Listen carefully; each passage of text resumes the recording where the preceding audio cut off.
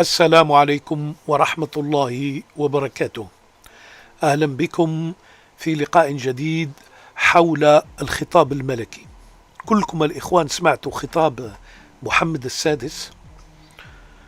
طبيعة الحال الخطاب هذا الإخوان علقوا عليه الكثير من الإخوة الجزائريين والكثير من الأساتذة، وفي نفس الوقت علقوا عليه المغاربة كعادتهم. فيهم ما يسمى العياشة أو لاعقي الأحذية كعادتهم، راح يوصفوه بين قوسين بالخطاب الرائع وبالخطاب بين قوسين الذي صراحة لم يقله أحد. لكن الإخوان كاين واحد الشيء اللي لازم ننتبهوا ليه على هذه الخطابات اللي يخرج بها محمد السادس. ماشي المرة الأولى ولا الأخيرة اللي خرج فيها بهذه الخطابات المعسولة، لأن عادة الإخوان الأفعال والنوايا تكون سينكرونيزي، يعني الإنسان لما يكون عنده لسانه وأفعاله يتطابقوا، ماشي لسانك وأفعالك تختلفان. هو الآن يجينا بهذا الخطاب المعسول كما يقول المثال: يأتيك بلسان أبي بكر وقلب أبي جهل، ولا مثل ما يقول المثال العربي: يعطيك من طرف اللسان حلاوة ويروغ منك كما يروغ الثعلب. يعني صراحة هذا هو المثال أو البيت الشعري اللي ينطبق على خطاب محمد السادس. بداية الإخوان راح نتكلموا شوية على الحالة الصحية لمحمد السادس. كما تلاحظون على الفيديوهات وعلى كل الصور اللي نقلوها وسائل الإعلام أن الحالة الصحية لمحمد السادس تدهورت جدا، إلى درجة أنه أصبح اليوم، يعني إذا لاحظتوا رأي في تسجيل أظن أنهم حذفوه، كانت عنده فوق عبائته واحد النقاط من الدم، ربما لما حاول واحد من الأشخاص أنه يصافحه، وأصبح قريب يعني فخجل، نحيف فرجل، ما يقدرش يصبر طويلا في هذه البروتوكولات أو الخرجات. لكن حسب تقديري أنا أظن أنه فرض عليه ولا بد له يدير هذه الخرجات، لأنه شيء صراحة فرضوه عليه باش يخليه نوع من الواجهة أن هناك ملك يصهر ويفكر فيما يسمى في النظام الملكي، ولا يفكر في الأحوال الشعب إلى آخره. لكن حسب المعلومات الطبية فمرض الملك الساركويد هذا مرض خطير جدا، يجعل الإنسان نحيف، يجعل الإنسان من ناحية لا فيزيون إلى آخره. على كل حال هذه أشياء تأتي من الله عز وجل، ونحن لسنا يعني هنا باش نتشفاو في الناس أو نتكلموا على الأمراض. لكن خلينا نركز الإخوان نحن على الخطاب. الخطاب الإخوان فيه نوع من النفاق. ملك المغرب يتكلم وكأنه ناسي الأفعال اللي قام بها النظام المخزني، وهو يعلم تلك الأفعال، ويأتي يبيعنا هذه الكلمات، يقول لك: يا جزائريين كونوا مطمئنين أن الشر لن يأتي لكم أو يأتيكم من عندنا احنا المغرب. على كل حال، إذا نحن الإخوان راح نحاولوا في بعض المحطات للإخوان باش نفهموا أن النظام المخزني يكذب. الإخوان مستحيل يكذب، يعني هذه هو العبارة اللي لازم نستعملوها. دونك راح نقدم لكم بعض المحطات يا شباب، ومن خلال هذه المحطات تفهموا باللي كلامه عبارة عن نفاق، وعبارة عن بين قوسين هو باغي يدير بين قوسين هذه اللي يسميوها لعبة سياسية باش يجعل الكرة فيما يسمى ملعب الجزائر. هو يقوم بأعمال خبيثة، نظامه مش هو شخصيا، نظامه بعلمه يقوم بأعمال خبيثة، ويخرج هو في خطاب يحاول يلبس عباءة الصالحين: أمد لكم اليد. لكن تعال نقرأ الأعمال ديالهم باش تفهم بأن خطابه والأعمال اللي تصدر من المغرب ليس بشيئان كما يقولوا احنا يتوافقان. تعال تفضلوا الإخوان. كلكم تتذكروا الإخوان لما زار وزير الخارجية هذا الإسرائيلي، زار المغرب ودار تصريح من بيت الرباط يهاجم فيه الجزائر، ويقول أن إسرائيل قلقة من ما يسمى هذا اللي هو يسميه التقارب الجزائري الإيراني. وكلكم تتذكروا تعليق رئيس الجمهورية عبد المجيد تبون على هذا التصريح. يعني ما وقعت في تاريخ الدول سواء حتى اللي طبعت قبل المغرب بطبيعة الحال، كلهم من مصر والأردن إلى آخره، ما سمعناش وزير خارجية إسرائيلي يأتي إلى بلد اسمه المغرب بين قوسين بعيد على إسرائيل بآلاف الكيلومترات ويصرح تصريح يحاول يملي بين قوسين ما تريده إسرائيل من الجزائر. يعني حابب يعطينا دي ديريكتيف مع من راح نمشيو ولا مع من ما راحش نمشيو. يعني يقولوا نحن قلقون من التقارب الجزائري الإيراني. كلكم تتذكروا هذا الخبر. جاء خبر آخر الإخوان، كلكم تتذكروا هذه المسؤولة على الأرشيف الملكي، هذه اللي دارت تصريح وقالت كلام صراحة لا يليق بالجيران. احنا الجزائر كلهم يعرفوا الناس حدودها ويعرفوها كما يقولوا احنا دوليا ويعرفوها من ناحية القانون الدولي، وما كان عندنا حتى مشكل رفعه المغرب. أنا أتمنى المغرب تكون عنده الجرأة يرفع هذه القضية للأمم المتحدة إذا كان عندها أوراق، ماشي بالأسلوب احكموني عليه راح نضربه. خرجت هذه وبطبيعة الحال تشغل منصب مهم، يعني الملك والمقربين من الملك يعني يسموها الأرشيفات الملكية.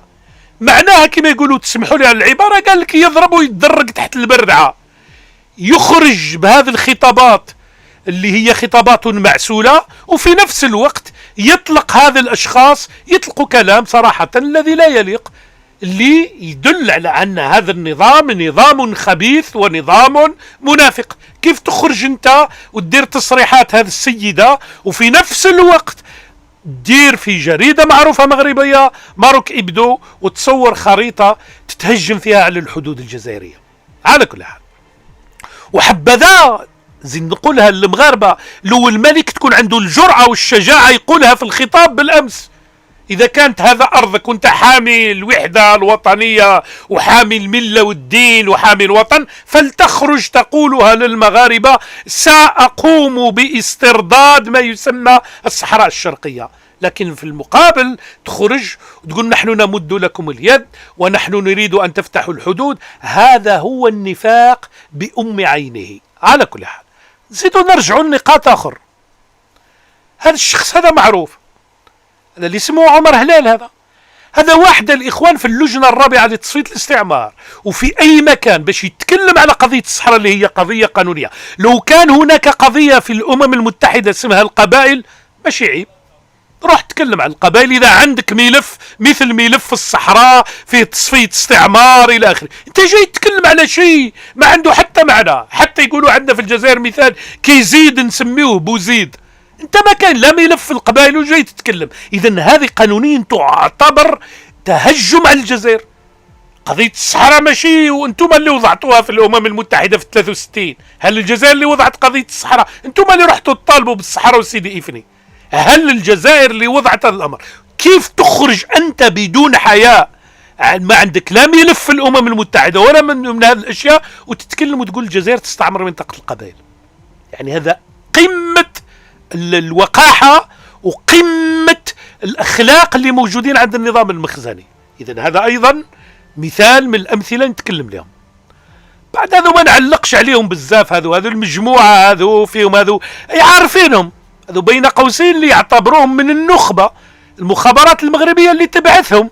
شكون اللي يبعثهم؟ يبعثهم ياسين منصوري، يبعثهم الحموشي، يبعثهم الهمة. محمد السادس ما يعرفش هذه الأشكال هذو اللي خارجين صباحا ومساء، وخارج هذاك العروبي هذاك تاع 3 سيدي بن نور يقول لهم الجزائر شنقريحة الكبرانات إلى آخره. كيف يا محمد السادس تأتي للجزائريين وعندك هذه المجموعة من الأشكال هذه؟ على كل حال، دون أن ننسى أيضا في الأخير في تاريخ التطبيع ما كان حتى واحد جايب يعني ما يسمى مسؤول عسكري إسرائيل للسفارة ديالهم. لماذا؟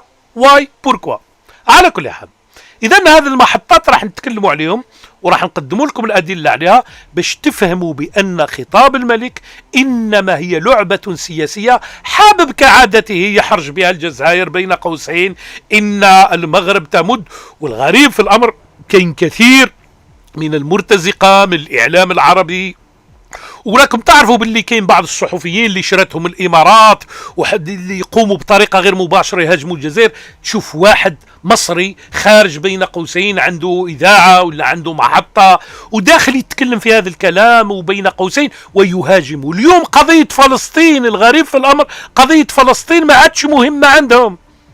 اليوم المهمة عندهم هو التهجم على الجزائر. لما يجي واحد مرتزق شحات يعطيه له 4 ريالات ويخرج يهاجم الجزائر، وفي نفس الوقت ناسين هذه التصرفات. على كل حال احنا الآن نمشيوا الإخوان مباشرة لهذا الأخبار اللي تكلمنا عليها. إذن الإخوان الكرام تكلمنا على هذا دقيقة يا شباب إن شاء الله تعالى نرجع لكم باش نوضعوا الأشياء في أماكنها. دقيقة يا محترمين، تفضلوا. إذن الإخوة الكرام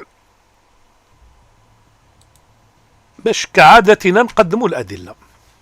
وزير خارجية إسرائيل تقارب وداروها في الهيسبريس، انتبه مليح باش تعرفوا الإخوان باللي يعني عندهم أسلوب من النفاق والدجل ويمثلهم ملكهم اللي خارج بهذا الأمر، وبين قوسين يعطي واحد الانطباع للناس أنه طيب يتقدم الجزائر ويمد لهم اليد.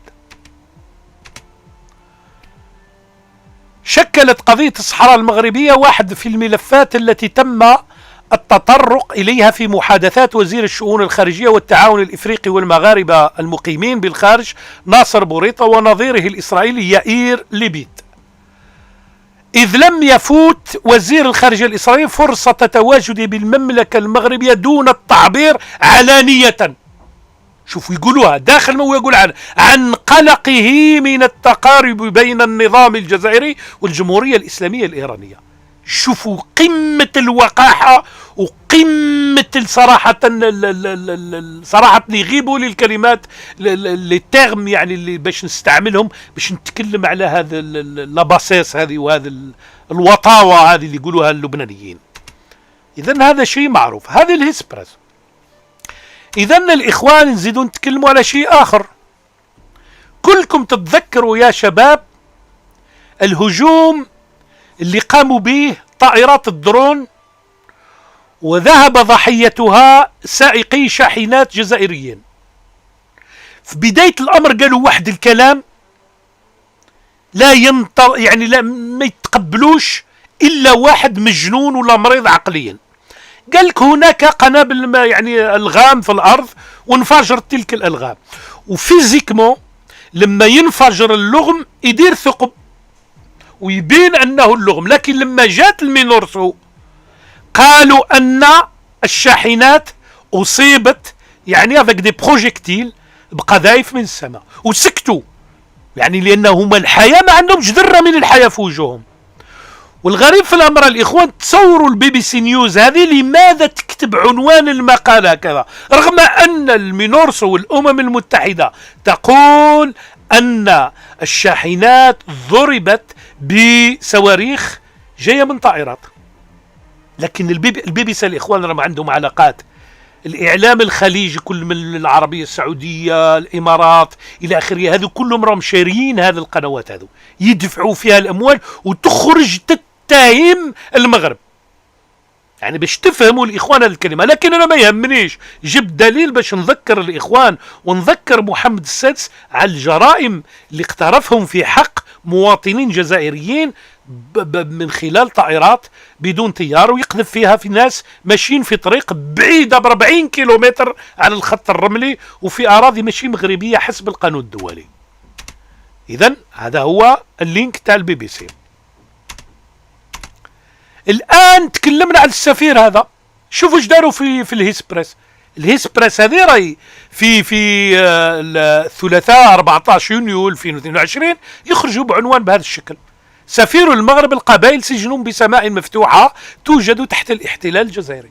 سمعتوش الإخوان المغاربة ولا أي واحد سمعتوا ملف الأمم المتحدة؟ سمعتوش قضية الداول في الأمم المتحدة ولا قضية الداول في محكمة العدل الدولي ولا قضية الداول ولا خرجت مرة عندنا مبعوث أممي ولا عندنا بعثة أممية في بلد القبائل؟ لا.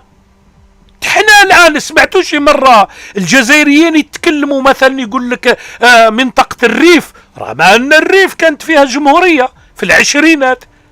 إذا أنتم ما تحترموا حالكم وما تحترموا الجيران، ومن بعد عندكم بين قوسين الملك خارج ينافق خلق الله. على كل حال احنا ما يهمناش يعني. إذا هذا القول. ومن بعد الإخوان شكون اللي قال هذا الكلام؟ تصوروا هذه القناة الإسرائيلية ال22 اللي عندها مكتب داخل المغرب تخرج هذا المقال على هذيك اللي يسموها السيمو، نزيهة السيمو ولا كيف يسموها، مديرة الوثائق الملكية المغربية، الصحراء الشرقية جنوب غرب الجزائر الحالية أرض مغربية. لاحظتوا ذلك التناسق كيف يتعاملوا؟ يعني جايين الآن هم والإسرائيليين مدارين إعلامي بثوه عبر الإعلام ديالهم هذه قناة إسرائيلية ويتكلموا على أرض معروفة قانونيا أنها جزائرية ويبثوها هنا ويقولك احنا ما يأتينا شر ولا من هذه الأمور. لماذا؟ لأنهم حابين يقنعوا الناس أن الصحراء مغربية وأن القانون الدولي مهبول ومحكمة العدل الدولي مهبولة، الجزائر حتى هي مخطئة.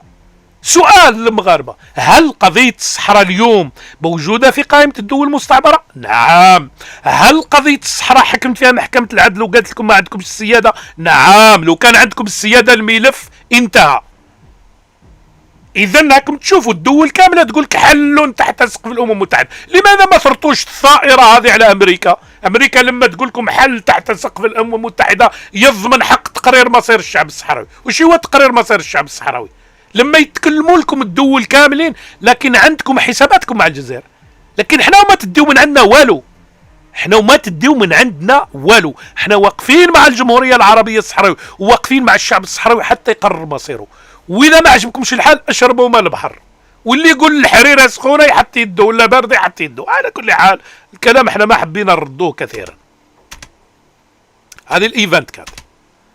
ومن بعد الإخوان هذو ما نتكلموش عليهم، هذا الأشكال هذو يوميا يخرج لاخذ الزعزعة الكبرانات، هذو الآخر يسب الشهداء ويسب الأمور، هذو معروفين، هذو موظفهم المخابرات ويخرجوهم ينبحوا على وسائل الإعلام، احنا ما يهموناش هذو. إذن الإخوان الكرام الناس الطيبين شفتوا صراحة ماذا، دون أن ننسى أيضا هذا العسكري هذا اللي جابوه الآن مؤخرا، اللي جابوه للسفارة بين قوسين باش اللي ما صراتش الاحتلال الإسرائيلي يعين ملحقا عسكريا. وش هي مصلحة الملحق العسكري في المغرب؟ ما قعدش من وقف. وحتى هذه اللي يقولوا لها قناة العربي، هذه العربي الجديد، قالت أن هذا الشيء لم يوصفوا بالخطوة التاريخية. أعلن جيش الاحتلال الإسرائيلي الاثنين تعيين ملحق عسكري بالمغرب في خطوة وصفها بالتاريخية سترفع مستوى التطور العلاقات الأمنية بين الدولتين. ووفق بيان أصدره الجيش، قرر رئيس هيئة الأركان العامة هارتسي هايلفي تعيين شارون إيتاح ملحقا عسكريا أول في المغرب في خطوة ترفع مستوى تطور العلاقات الأمنية بين الدولتين. وش هما العلاقات الأمنية؟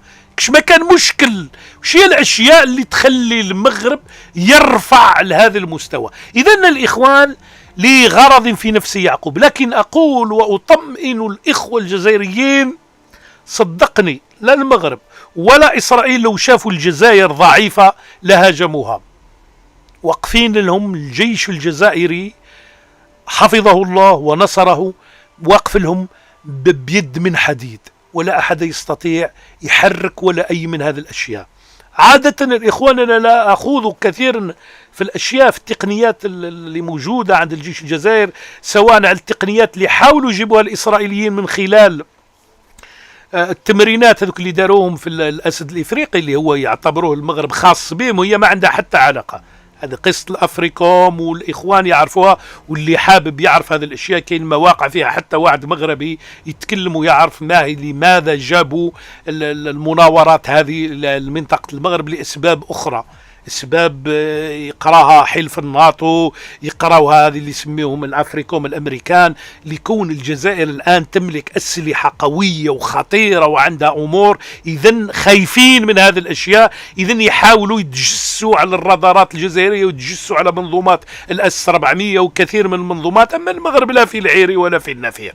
على كل حال حياكم الله الاخوان، وفي لقاء اخر ان شاء الله.